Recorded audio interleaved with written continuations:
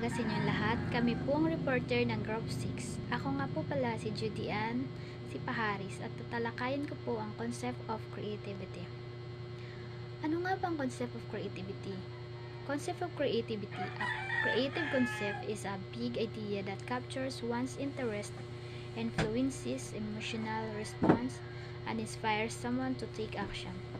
It is a unifying theme that can be used across all campaign messages, calls to action, communication channels, and audiences about the newness of products. Creativity leads to the production of novel and useful ideas within any field. Concept of creativity ay tumutukoy sa paglikha ng mga bagong ideya na kakaiba at kapakipakinabang. Ito ay kakayahan na mag-isip ng iba't ibang paraan, mag-explore ng iba't ibang perspective at makahanap ng orihinal na solusyon sa mga problemang hinaharap. Meaning of creativity. Entrepreneurial activity is defined as the paradigm shift and generation and implementation of novel, appropriate ideas to establish a new venture that results in the improved efficiency or effectiveness of a system. Its two important aspects are process and people. Meaning of creativity.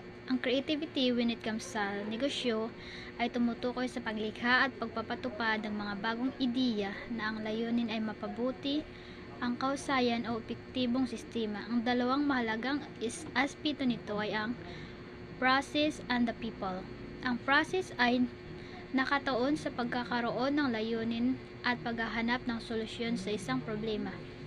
Ang mga tao naman ang aktibong mapagkukunan ng solusyon. Maaring umadapt sila ng isang solusyon o gumawa ng isang napakaimbentong solusyon. According to Henry Miller, one's destination is never a place, but a new way of seeing things. Definition of creativity. Some of the important definitions are according to Joseph Schumpeter, the economics theory of creative destruction to describe the way in which old ways of doing things are endogenously destroyed and replaced by the new. Dave Dahl says creativity is the capacity of a person to produce compositions, products, or ideas which are essentially new or novel and previously unknown to the producer. Definition of creativity. Ayon kay Joseph Schumpeter, ipinakilala niya ang ekonomikong teorya ng creative destruction upang ilarawan ang paraan kung saan ang mga lumang paraan ng paggawa ng endogenously na mawawasak at palitan ng mga bago. Sinabi ni Dave Dahl, ang creativity ay ang kakayahan ng isang tao na makapaglikha ng mga komposisyon, produkto o ideya na sa kanilang pinagmulan ay bago o kakaiba at hindi pa kilala ng tagapaglikha. Sa makatuwid, ang creativity ay ang kakayahan na makapaglikha ng mga ideyang bago at kapakipakinabang sa pamamagitan ng pag-iisip na naglalayong maghanap ng iba't ibang solusyon. Good morning everyone, I'm Samuel M. Zartigre III. I'm part of the Group 6 reporters and my topic is about 1.18 Characteristics of Creativity. The first characteristics of creativity is letter A, imaginative. Creative thinking starts with imagination as it brings about something that did not exist or was known before. So it has to be imagined first. Tanan na butang sa kalibutan, tigang layton sa aton isipan or imagination. Kung may na-imagine ka sa iyo na butang na karag mo makamit, kailangan mo masin mag-take risk. Halimbawa, karag mo maging successful na entrepreneur. Ada na iton sa imagination, may constant vision, ang karag animon mo lalais, ang imo mission. Mag-take risk ka at maging mo ka-action para makamit ito na goal. The next characteristics is be purposeful. Creative imagination must have a purpose and objective to serve the responsibilities of a business. Kung man naisip kasi na particular na butang kailangan sa purposeful and meaningful ito. Halimbawa, kung karang mo magtindog sa'yo na business, Maghimo ka business na purposeful and meaningful para makabulig and mag-serve sa kadamaan. Alam ba, kung maghimo ka business, maghimo ka naman like mga markets, drugstores, or restaurants, kay ito na mga purposeful and meaningful sa mga tao. Next one is letter C, original. Originality means inventiveness or the ability to think independently and creatively, or the quality of being novel or unusual. Ang originality is kada tao sa kalibutan may iba-iba na katangian. Halimbawa, ikaw sa iyong sarili, may ka sa music, may ka-talent. Ano ito yung originality? Kaya ikaw lang siya na maaram, dirito na rin masusuga sa iyo. Letter D, valuable. It means that the product or result must be held in great esteem for admirable qualities, especially for intrinsic value. Ito na valuable is, kunyang ka sa iyo nga bagay, nga pinahalagan mo good, nga aram mo sa iyong sarili, o aday itong sa iyong kalooban nga. Diri mo itong basta-basta nga bagay, madali let go, o aram mo sa iyong sarili nga, wari katumbas, it is priceless, o meaningful itong sa iyong nga, karag mo itong treasure, kay tunay good ito na pinahalagan mo, madanan, sugad na valuable. The next one is ability. Ability is to imagine or invent something new. It is not only qualification but also need skills to do a particular task in a producer manner. Ang susugad na ability is an imo kakayahan na maghimo sa'yo na particular na butang. Pero kailangan mo muna, kunyong ability, kailangan mo muna is willingness.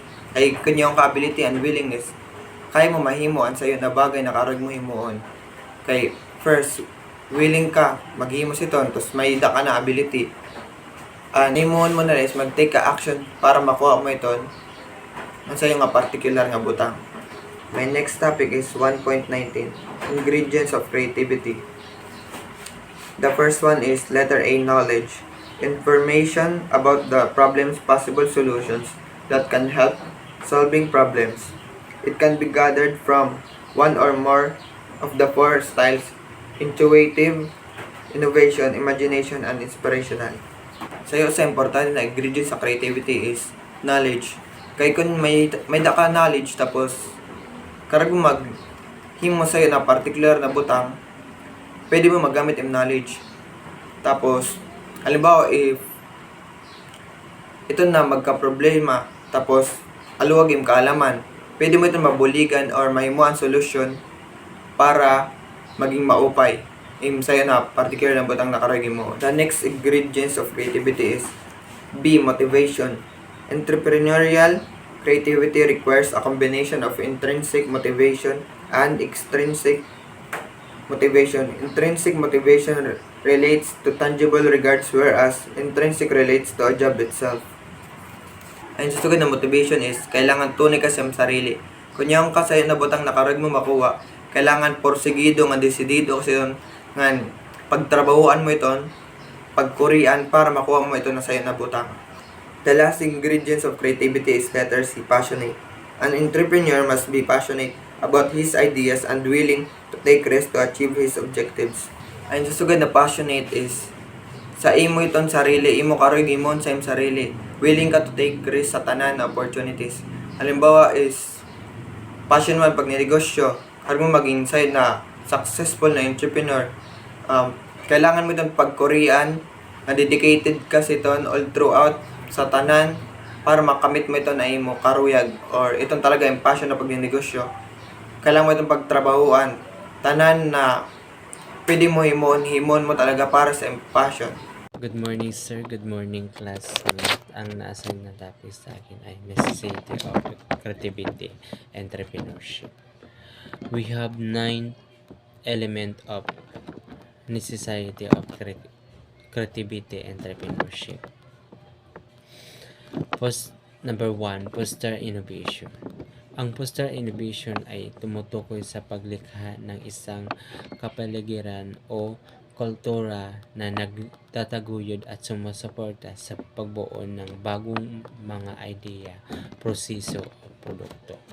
Number 2, the lead of high over success. Mas mataas na tagumpay ay maaaring magdulot ng iba't ibang salik depende on the context but same common element, individual strong leadership. Number 3, encourage people to think, to involve pastoring and environment their individual will empower to explore idea and critical analyze information. Number 4. Number 4. Help transcend boundaries. It means to assisting in the overcoming to breaking down of boundaries, limitation or constraint that individual para para sa mga organisasyon ay maaring ito matanggal ang mga balakid sa pamamagitan ng ating kultura, lipunan o psikolohiya na hadlang pag-unawa o kooperasyon sa pamamagitan ng ibang grupo. Number 5. Help increase productivity. To involve implementing strategies, providing resources and creating an environment that involve individual or team to accomplish more in less time, at maaring ito maglaan ng mabuti ng mga proseso sa trabaho. Number 6. Help exploit employment potential.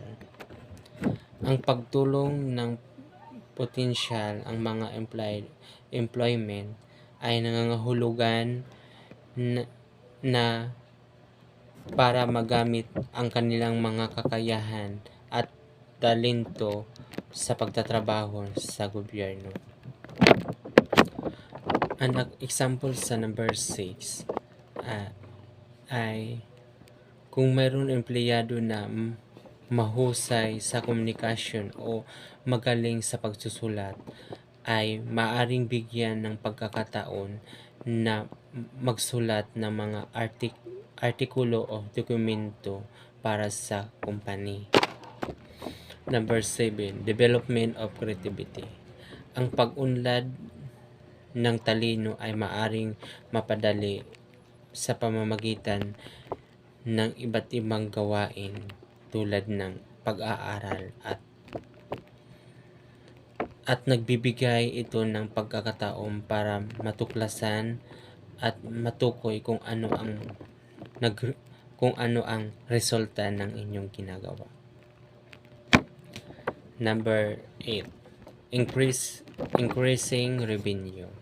Increasing revenue to grow or rise in the total income or sale generating by business or organization over the specific period of time. Example ko nga din sa number 8. Isang kumpanya na teknolohiya ay naglalabas sila ng bagong smartphone, ay maaaring mapataas ang kanilang kita sa pamamagitan ng pag-aalok ng mga advanced na feature at maaaring makahikayat sa mga customer na bumili sila ng mga bagong produkto. Number 9. Creator market share. Creator market share to the percentage the total sale or revenue that a company or product capture the specific market compared to competitor and also increasing market share can be achieved through the various strategies such as the offering competitive pricing,